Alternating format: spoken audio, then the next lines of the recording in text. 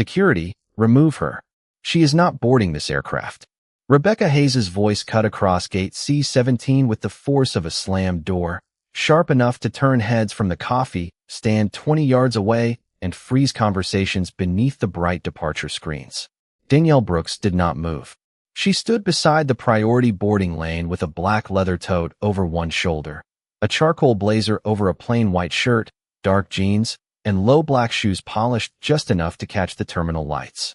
In her right hand was a first-class boarding pass for Seat 1A on Aurelia Air Flight 417 from Chicago to Los Angeles. In front of her stood Rebecca, the senior gate supervisor, a white woman with a silver name badge, a tight expression, and the confidence of someone certain the rules belonged to her. "I already showed you my identification," Danielle said quietly. Rebecca glanced at the boarding pass again without really reading it. "And I told you there's a problem with this reservation." Behind Danielle, the boarding line began to bend around the seating area. Business travelers checked their watches. A family with 2 children stopped talking. An older man lowered his newspaper. Danielle looked toward the gate display. Boarding, first class and group 1. Her flight, her airline, her gate. But no one around her knew the last part. That was exactly why she was there. For 6 weeks, complaints had been reaching Aurelia Air's executive office about passengers being treated differently depending on how they looked, how they dressed, or who employees assumed they were. Most reports were vague. Some were dismissed as misunderstandings. Danielle wanted facts. So she had come without an assistant, without an executive escort, without the driver who normally met her curbside. No corporate badge, no announcement, just her real name, a paid reservation, and a quiet test of the company whose controlling shares carried her signature. Rebecca lifted the boarding pass between 2 fingers. "First class?" she asked, her eyebrows rising slightly. Danielle met her eyes. "That's what it says." A white couple stepped toward the adjacent scanner. The man wore a navy sport coat. His wife held 2 paper cups of coffee. Rebecca turned instantly. "Good morning. You can go right through." Their passes flashed green. No extra questions. No second identification. No suspicion. Danielle watched them disappear down the jet bridge, then looked back at Rebecca. The difference had taken less than 10 seconds. "Is there a reason they weren't stopped?" Danielle asked. Rebecca's jaw tightened. "Their reservations checked out. So does mine. That's still being determined." A younger gate agent named Emily Carter sat at the terminal behind Rebecca, quietly tapping through the reservation system. Her eyes moved from the screen to Danielle, then back again. Something on the monitor made her straighten. "Rebecca," Emily said cautiously. "I'm showing her confirmed in 1A. Rebecca did not turn. "I'm handling it." Emily looked again. "It also has an executive-level override." That changed something. Not in Danielle. In Rebecca. Her shoulders stiffened. She stepped toward Emily and lowered her voice, but not enough. "Clear that screen and let me deal with this." Danielle heard every word. So did the traveler standing 3 feet behind her. Emily hesitated.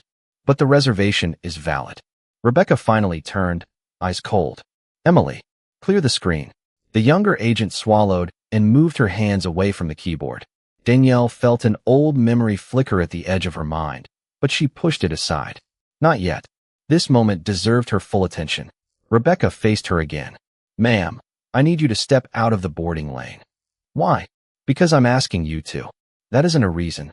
The terminal seemed quieter now, though nothing had actually stopped. Rolling suitcases still clicked over tile. An announcement echoed from another concourse. Somewhere nearby, an espresso machine hissed. But around gate C-17, attention had narrowed to 2 women standing 6 feet apart. Rebecca raised her radio. "We may have a passenger attempting to board with questionable credentials." Danielle's eyes dropped briefly to the device, then returned to Rebecca's face. Questionable credentials? Possible reservation fraud. A murmur moved through the line. Danielle's expression remained calm, but her voice changed just enough to carry. "You have my government-issued ID. You have a valid first-class boarding pass. Your own employee just confirmed my reservation. What exactly is questionable?" Rebecca paused. For the first time, she had no immediate answer. Then pride filled the silence for her. "People try things at airports every day." Danielle nodded once. "People." Rebecca's face tightened. "Don't make this into something it isn't." Danielle looked past her toward Emily, who was still staring at the screen she had been told to clear. Then she looked at the passengers now openly watching. Finally, she returned her attention to Rebecca. I haven't made it into anything, Danielle said. I'm just watching what you do next. Rebecca lifted the radio again. Security to gate C-17. Danielle stood perfectly still as the call went out across the terminal. And for the first time that morning, Rebecca Hayes smiled, convinced she had just taken control of the situation. She had no idea she was standing in front of the woman who controlled the airline itself. The security call changed the air around gate C-17, but Danielle Brooks remained exactly where she was. She did not argue. She did not reach for her phone. She simply watched Rebecca Hayes return the radio to her belt with the satisfaction of someone who believed procedure had just become a weapon. Emily Carter stayed behind the terminal, her face tense, the reservation still glowing on the monitor. Seat 1A. Confirmed. Executive override. Nothing about it was uncertain. Rebecca, Emily said again, softer this time. The system is not showing any problem with her ticket. Rebecca turned slowly. I told you to clear the screen. I cannot clear a valid reservation without a reason. The sentence landed harder than Emily intended. A few passengers in the priority line shifted their attention toward her. Rebecca stepped closer to the counter. Your job is to follow instructions. Emily swallowed, but she did not touch the keyboard. Danielle noticed that. Courage did not always arrive loudly. Sometimes it looked like a 26-year-old gate agent keeping her hands still. Rebecca faced Danielle again. You are delaying boarding. Danielle glanced at the departure clock above the gate. There were still 23 minutes before scheduled departure. Boarding is moving, she said. You are the only person who stopped it. Rebecca gave a short laugh, without humor. You really think you understand airline operations? Danielle held her gaze. More than you realize. The answer made Emily look up.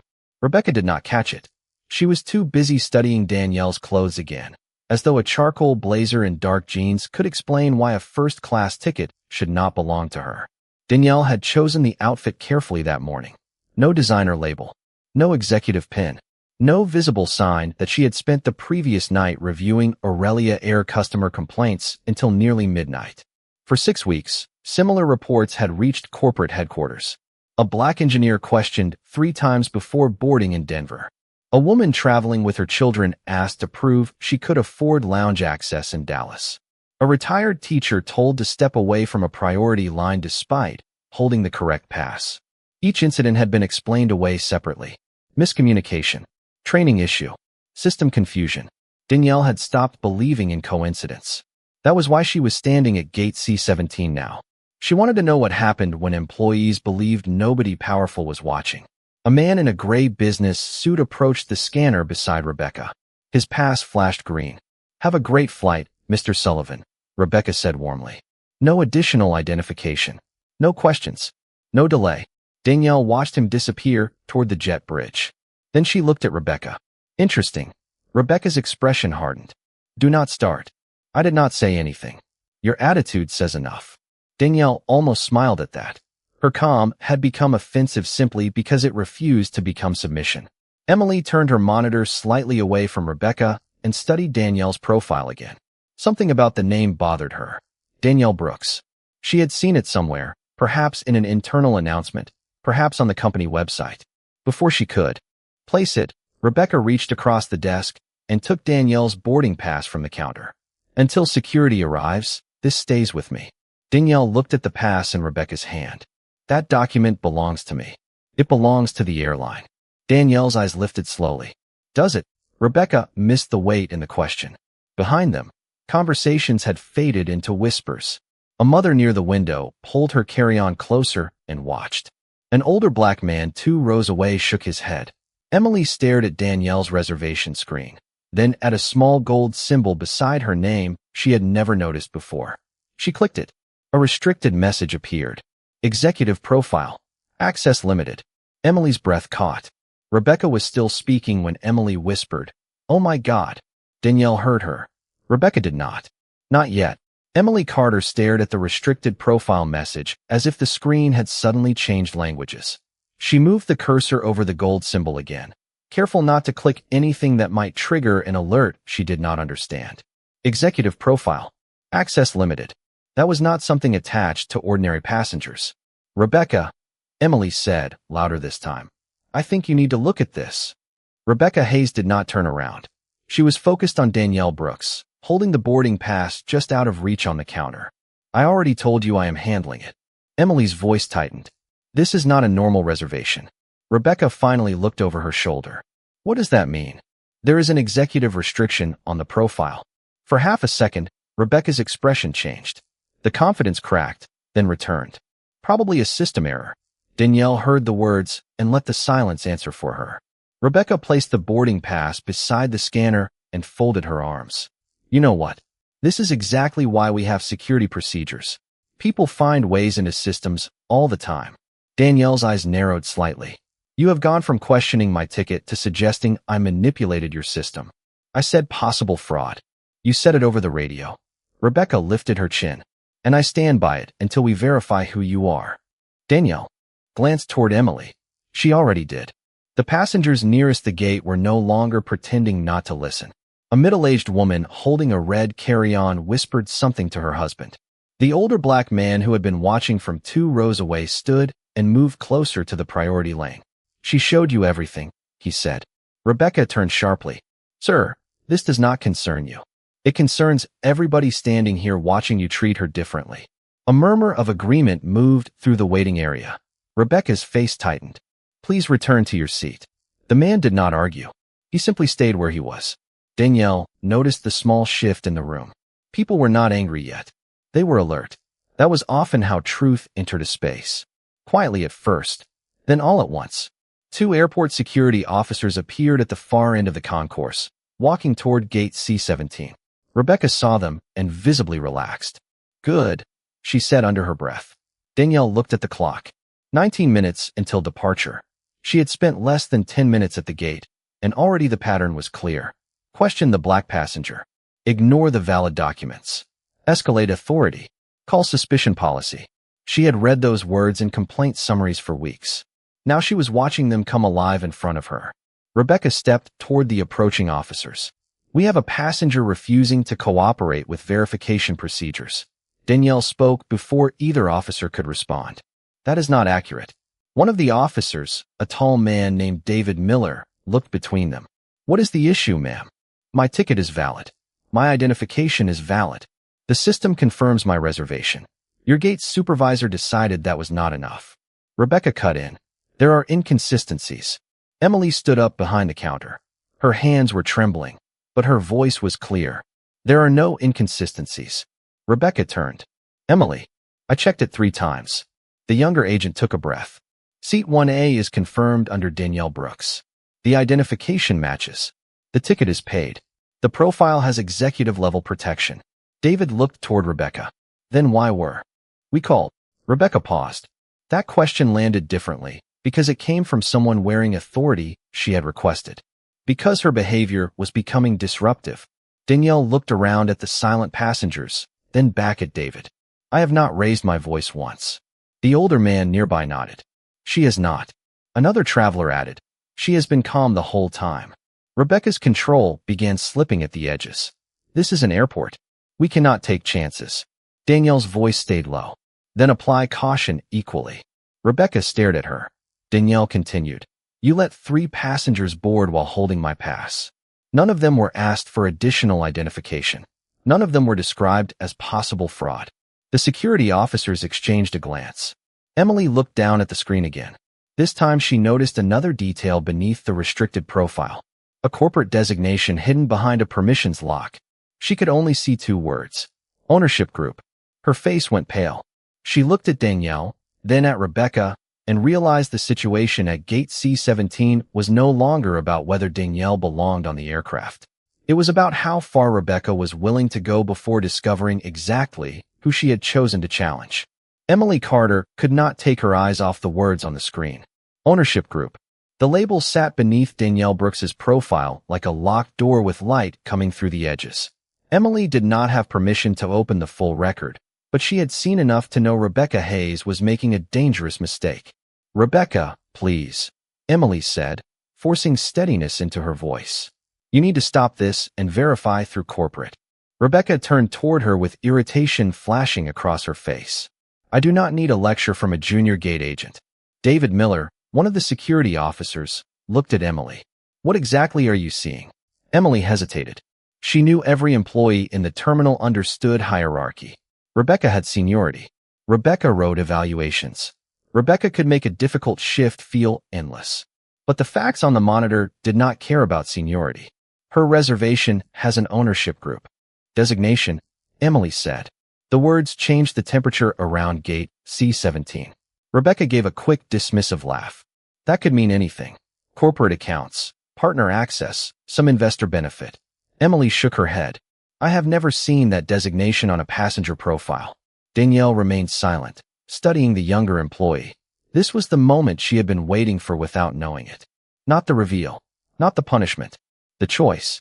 Someone with less power had been given a reason to speak and had decided not to look away. Rebecca stepped behind the counter and reached toward the keyboard. Move. Emily stayed in her chair. I think we should call the corporate operations desk. I said move. And I am saying the ticket is valid. The sentence came out louder this time. Several passengers turned fully toward the counter. Rebecca lowered her voice. Think carefully about what you are doing. Emily looked up at her. I am. Danielle saw David's expression shift. Until that moment, security had been responding to a gate supervisor's report. Now they were listening to a disagreement between employees, and one side had documents. Mr. Miller, Danielle said calmly, you asked why you were called. I would like that question answered before anyone takes another step. Rebecca folded her arms. She was refusing instructions. Which instruction? Danielle asked. Rebecca stared at her. To step aside while we verified the reservation. Your employee verified it. That is not the point. Danielle's eyes sharpened. Then what is? Rebecca opened her mouth, but Emily spoke first. There was never a ticket problem. The waiting area went still. Emily took a breath and continued. Her pass scanned correctly. Her identification matched. Her seat was confirmed. The system never rejected anything. Rebecca's face hardened. Enough. No. Emily said, surprising herself as much as anyone else. You told me to clear the screen after I said the reservation was valid. A woman in the priority line whispered. I heard that too. The older black man nodded. So did I. Another passenger raised his hand slightly. She let other people through without checking them twice. Rebecca looked around and realized the room was no longer arranged the way she wanted. She had called security expecting witnesses to become an audience. Instead, the audience had become witnesses. Everybody needs to stop interfering with airport operations, she said. Danielle looked at the boarding clock. 17 minutes remained. The only operation being interrupted is mine. Rebecca picked up Danielle's boarding pass again. You are not getting this back until I complete my review. Emily stood. You cannot hold a valid boarding pass without documenting a reason. Rebecca turned on her. You are done at this station. Danielle's expression changed for the first time. Not anger. Recognition. She had seen this pattern before. Someone challenged unfair treatment, and suddenly their job became the pressure point. Danielle stepped closer to the counter. Do not punish her for telling the truth. Rebecca looked directly at her. You do not get to tell me how to manage my employees. Danielle held her gaze for a long second. That is an interesting choice of words. David glanced between them, sensing something beneath the conversation he could not yet identify. Emily looked down at the profile again. She moved the cursor to a small company information icon and clicked. A restricted directory window opened. Most fields were hidden, but one line was visible. Danielle Brooks. Executive leadership. Emily's hand went still on the mouse. Her eyes lifted toward Danielle. This time there was no uncertainty in her face. Miss Brooks, she said carefully, I think I know who you are. Rebecca exhaled sharply. Do not encourage her.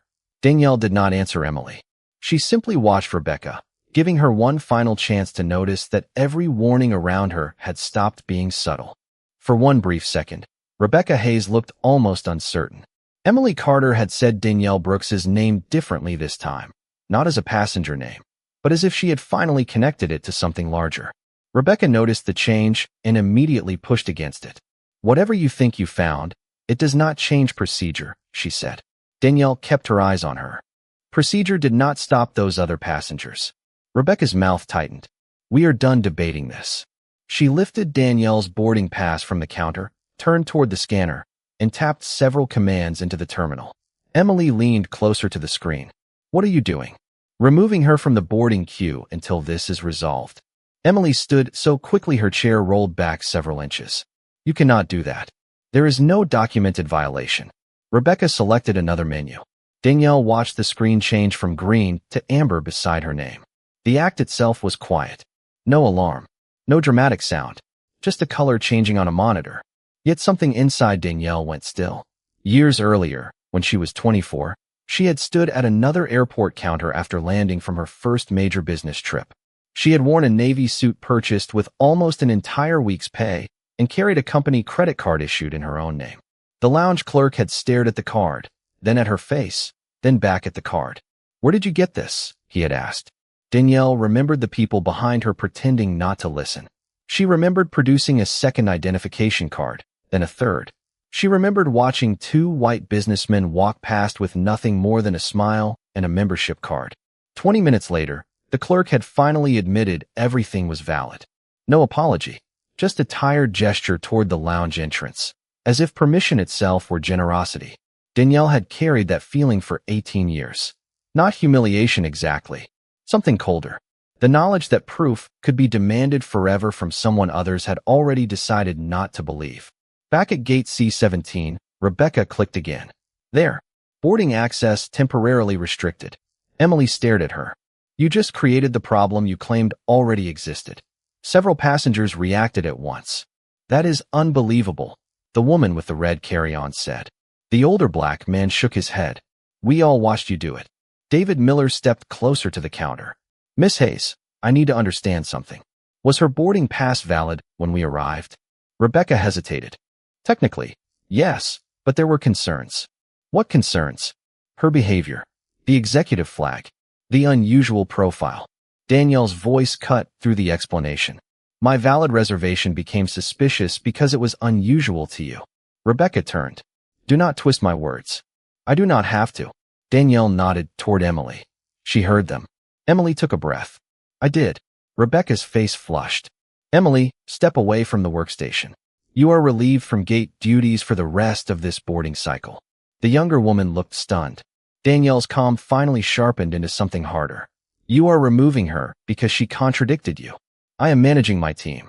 No, Danielle said. You are managing witnesses. The words silenced the gate. Rebecca looked around, realizing nearly every face was now turned toward her. She reached for the radio again. Security, I want this passenger escorted away from the gate until corporate verification is completed. David did not move. She is standing calmly, and her identification has been confirmed. Rebecca stared at him. I am the senior gate supervisor. Danielle slowly reached into her tote and removed her phone. The movement was deliberate enough that Rebecca noticed immediately. Who are you calling? She demanded. Danielle unlocked the screen. Someone who will understand the profile you refuse to verify. Rebecca gave a nervous laugh. You think calling someone is going to change company policy?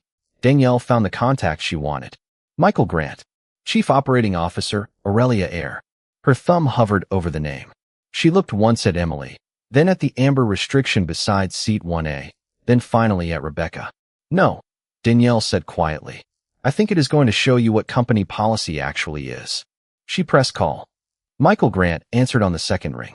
Danielle. His voice was clear, alert, already carrying the tone of someone who knew she would not call during an inspection without a reason. Danielle kept her eyes on Rebecca Hayes. Michael, activate Executive Incident Review for Gate C-17. Preserve every system log from the last 30 minutes and freeze local permission changes until corporate operations reviews them.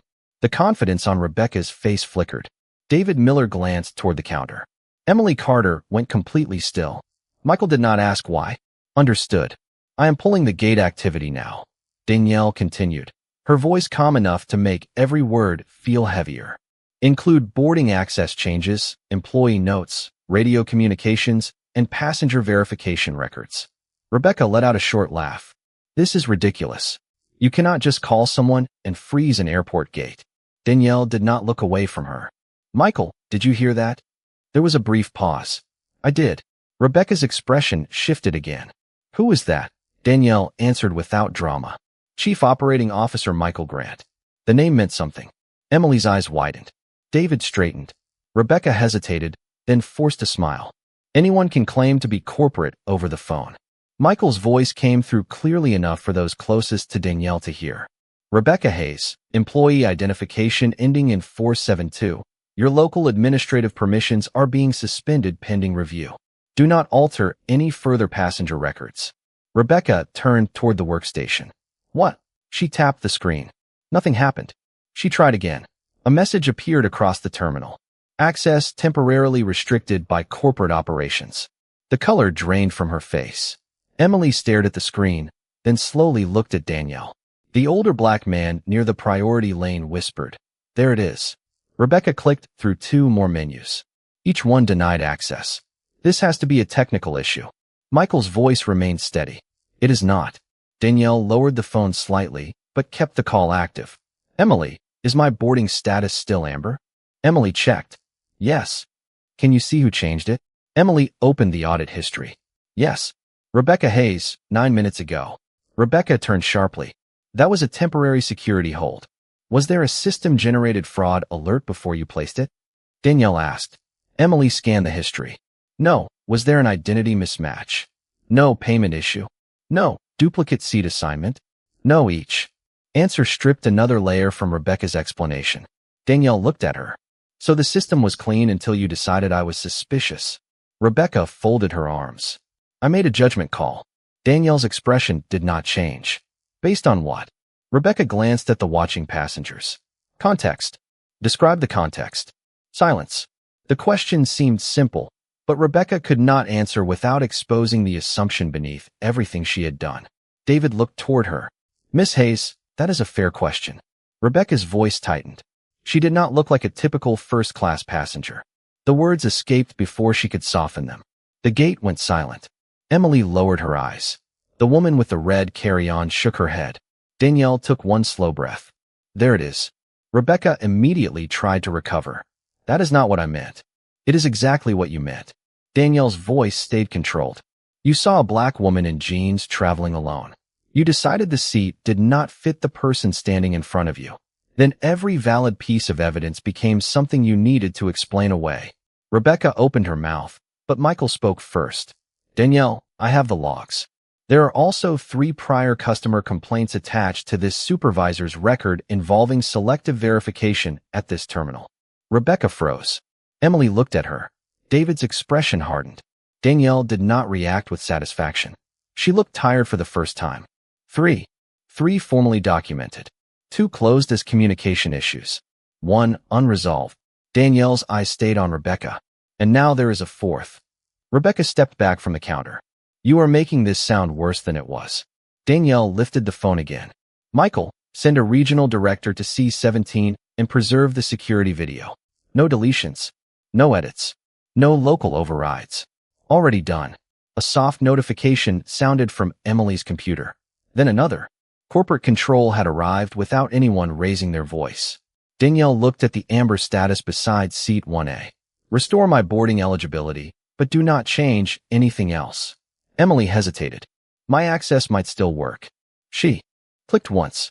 The amber symbol disappeared. Green returned. Confirmed for boarding. Danielle nodded. Thank you. Rebecca stared at the screen as if it had betrayed her. She had called security because she believed authority would settle the matter. Instead, authority had moved past her completely. And for the first time since Danielle arrived, Rebecca understood that the woman she had tried to remove from gate C17 was not asking for permission anymore. Rebecca Hayes stood behind the counter with her access blocked, her authority shrinking in real time while every screen around gate C17 seemed to confirm what she still refused to accept. Danielle Brooks slipped her phone into her hand but kept Michael Grant on the line. The boarding clock showed 14 minutes before departure. Passengers had stopped checking their watches. No one wanted to miss what happened next. Rebecca looked at Danielle, then at Emily Carter, then at David Miller. This is completely inappropriate, she said. You cannot interfere with airline operations because you are unhappy with a decision. Danielle's expression stayed calm. I did not interfere with operations. I asked corporate operations to review what you did. Rebecca laughed once, but there was no confidence left in it. And they just happened to listen to you? Danielle tilted her head slightly. You still have not asked the right question. Rebecca's eyes narrowed. What question? Danielle let the silence hold for a second. Who am I? The words moved through the gate like a current. Emily already knew enough to understand. David was beginning to understand. The passengers sensed it before Rebecca did. Rebecca folded her arms tighter. I do not care who you think you are. You do not get to threaten this airline.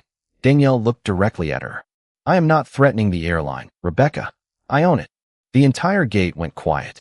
Not mostly quiet. Completely quiet. Even the rolling luggage and distant announcements seemed to disappear beneath the weight of that sentence. Rebecca stared at her as if she had misheard. What? Danielle did not repeat herself immediately. She reached into her tote and removed a slim black identification wallet. She opened it and placed it on the counter. Inside was an Aurelia Air executive credential with her photograph, her full name, and the title Rebecca had never bothered to imagine. Danielle Brooks, Chief Executive Officer, Majority Owner. Emily covered her mouth with one hand. David took a slow breath. The older black man near the priority lane whispered, I knew there was something different about her. Rebecca looked down at the credential, then back at Danielle. Her face had gone pale. That could be copied. Emily turned toward her in disbelief. Rebecca. But Rebecca was already scrambling for another explanation. People fake corporate credentials. We have security training about this. Danielle's voice remained level. Then perhaps Michael can help. She raised the phone slightly. Michael, are you still there? Yes. Please confirm my identity for gate C17. His response came immediately. Danielle Brooks is the Chief Executive Officer of Aurelia Air and the controlling shareholder of the company. She authorized the current customer service review and has full executive authority over this operation. Rebecca stopped breathing for a moment. The truth had arrived, and there was nowhere left for her to move it. A woman near the window shook her head slowly. You called the owner a fraud. Another passenger said, after her ticket checked out. Rebecca looked around, suddenly aware that every person she had dismissed as background had heard everything. Miss Brooks, she began, her voice smaller now. If I had known who you were, obviously I would have handled this differently. Danielle's eyes hardened. That is the problem. Rebecca froze. Danielle stepped closer to the counter. You should not have needed to know who I was. No one spoke. My ticket was valid. My identification matched. Your employee confirmed my reservation. None of that mattered to you because you had already decided what someone sitting in seat 1A should look like. Rebecca shook her head. This was never about race. Danielle answered quietly. Then explain why the white passengers behind me received less scrutiny with less evidence. Rebecca looked toward the floor. I was making a judgment call. You already said that. Danielle's voice sharpened. What you called judgment was assumption. What you called caution was unequal treatment. What you called procedure only appeared after you looked at me. Emily's eyes filled with emotion, but she remained composed. David stood beside the counter, saying nothing because nothing needed adding. Rebecca tried one final defense. I was protecting the company. Danielle looked around at the passengers who had watched the entire encounter. No, you were damaging it. At that moment, a man in a dark navy suit appeared from the concourse, walking quickly toward the gate with an airport operations badge clipped to his jacket. Emily recognized him first. That is Regional Director Andrew Collins. Rebecca turned toward him, and the last trace of certainty disappeared from her face. Andrew reached the counter, looked directly at Danielle, and said the two words Rebecca had been dreading without even knowing it. Miss Brooks. He gave a respectful nod. Corporate sent me immediately. Danielle glanced once at Rebecca, then at the boarding pass resting beside the scanner.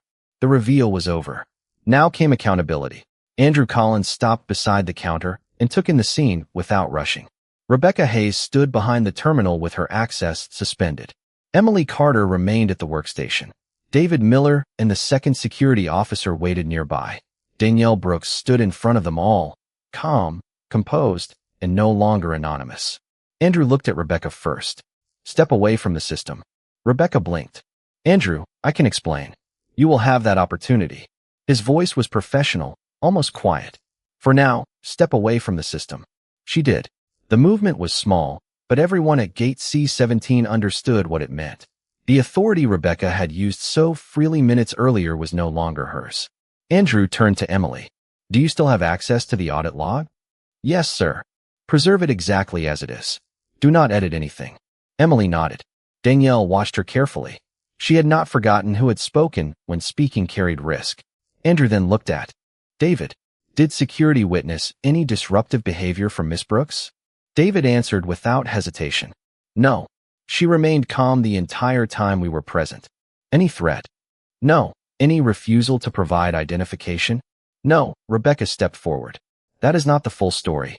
Andrew raised one hand. Not sharply, just enough to stop her. You will speak when asked. The gate fell quiet again.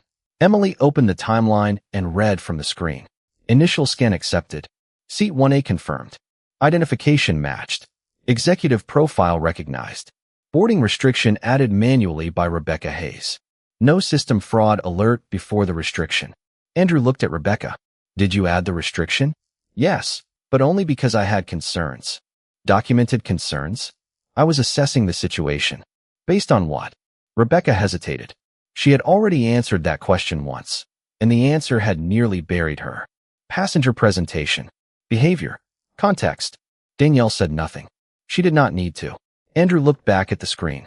Corporate also sent me the prior complaints. Rebecca's face tightened. Emily stopped typing. What complaints? Rebecca asked. Andrew's tone remained even. 3 complaints alleging selective verification of passengers of color. 2 were closed locally.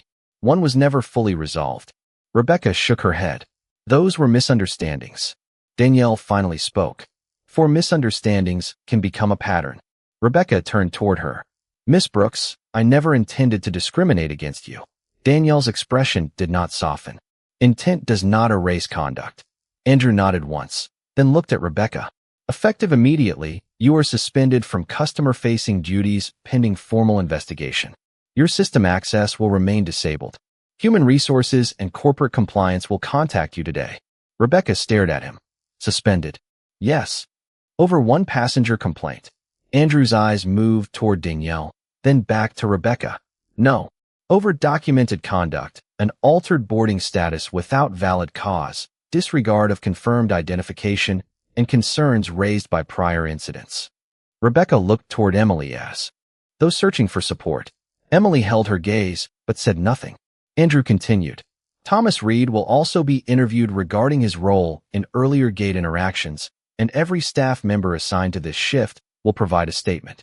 Danielle stepped in before fear could spread through the remaining employees. This is not a mass punishment. Everyone looked at her.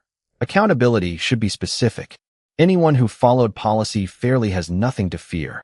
Emily's shoulders loosened slightly. Danielle continued. And anyone who spoke up should not be punished for doing so. Andrew understood immediately. Emily Carter will remain on duty unless she chooses otherwise, and her statement will be protected through compliance. Emily looked at Danielle, surprised. Thank you. Danielle gave a small nod. Rebecca's voice dropped. So that is it. You just end my career. Danielle looked at her for a long moment. No, I am not deciding your entire future at a gate counter. An investigation will decide what happens next. Rebecca seemed almost confused by the restraint. Danielle continued. You expected power to humiliate you because that is how you used yours. That is not what is happening here. The words landed harder than anger would have. Andrew collected Rebecca's identification badge and placed it in a document envelope for temporary suspension processing. No spectacle. No applause. Just procedure finally applied where it belonged. Around the gate, passengers began breathing normally again. The older black man nodded toward Danielle. The woman with the red carry-on quietly said, That is how it should be done. Emily restored normal boarding operations. The scanner turned green. Andrew looked at Danielle. Flight 417 can continue boarding whenever you are ready. Danielle picked up her boarding pass from the counter. Not yet. She turned toward the waiting passengers. The punishment had begun, but she knew accountability without a lesson would only become another corporate memo forgotten by Monday morning. Danielle Brooks held the boarding pass at her side and turned toward the passengers gathered around gate C-17. No one was talking now. Rebecca Hayes had been removed from the workstation. Andrew Collins stood near the counter with Emily Carter and David Miller, waiting. The scanner was ready. Flight 417 was ready. But Danielle was not finished. What happened here was not a customer service mistake, she said. Her voice was calm, but it carried across the gate without effort. It was a judgment made before the facts were considered. A few passengers nodded. The older black man near the priority lane watched her with his arms folded. The woman with the red carry-on stood beside him, listening closely. Danielle continued. The test was never whether anyone recognized me. The test was how I would be treated if no one did. That sentence settled over the gate. Emily lowered her eyes for a moment, then looked back up. Danielle glanced toward her. One employee checked the facts. One employee said the reservation was valid. One employee chose to speak even after being told to stay quiet. Emily looked surprised to hear herself described that way. Danielle gave her a small nod. That matters. Then Danielle looked toward the travelers who had spoken up. So does this. People watched. People questioned what they saw. That matters too. Andrew stood silent, letting her speak. Danielle turned slightly toward Rebecca, who remained several feet away beside the regional director. Rebecca said she would have handled things differently if she had known who I was. Danielle paused. That is exactly why this cannot end with one suspension and one report. Rebecca looked down. Danielle continued. Respect cannot depend on a title. Fair treatment cannot depend on whether someone looks wealthy enough, important enough, familiar enough, or powerful enough to deserve it. Her words were not loud. They did not need to be. A valid ticket should be enough. A matching identification should be enough. A person standing calmly in front of you should not have to reveal ownership papers before being treated with dignity. The older man nodded slowly. Exactly, he said. Danielle looked toward Andrew. Beginning today, I want every selective verification complaint from the last 12 months reopened for review. I want gate supervisors retrained on equal application of boarding procedures. I want employees protected when they report irregular treatment, even when the person they are challenging outranks them. Andrew nodded. I will have compliance begin immediately. Danielle looked at Emily again. And I want the company to remember what happened here when it talks about leadership. Leadership is not protecting the person with the highest title. It is protecting the standard. Emily's eyes filled, but she smiled. Around the gate, the tension had changed. Minutes earlier, people had watched a woman being treated like she did not belong. Now they were watching the same woman redefine what belonging was supposed to mean. Danielle finally turned toward the scanner. Emily stepped behind the workstation. Miss Brooks, she said, you are cleared to board. Danielle handed over the pass. The scanner flashed green. She took one step toward the jet bridge, then stopped and looked back. Do not make this about me owning the airline, she said. Make it about the fact that I should never have needed to. No one responded immediately. They simply absorbed it. Then the older black man began to clap. A few others joined, then stopped as Danielle raised one hand gently. Save that for the people who speak up when no one important is watching. Emily nodded. Andrew looked toward his team. David stepped back toward the concourse. Boarding resumed. First class. Group 1. Families. Business travelers. Everyone moving forward under the same scanner, under the same rules. Danielle walked down the jet bridge without an entourage, without an announcement, and without looking back again. She had not raised her voice. She had raised the standard.